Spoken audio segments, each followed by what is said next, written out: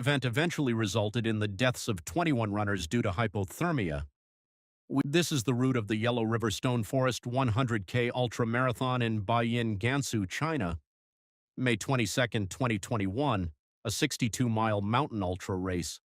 The tried to recreate this accident in trail simulation parameters, Yellow River Stone Forest, 100,000 route spring conditions in May, elite ultra runners, as the athlete profile lightweight race gear. At the time, the race organizers only recommended carrying a rain jacket. It was not mandatory.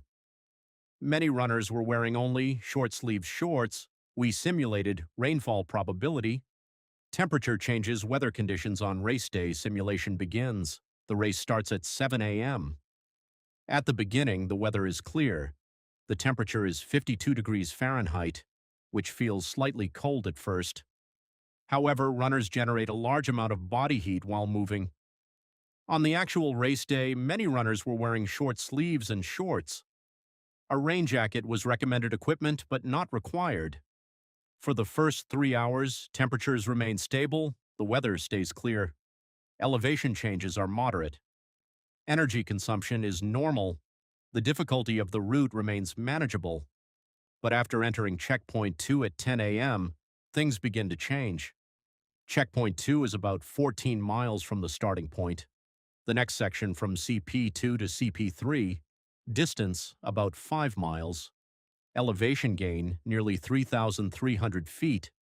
The route enters exposed mountain terrain above 6,500 feet elevation. We know that temperature drops about 3.5 degrees Fahrenheit for every 1,000 feet of elevation gain.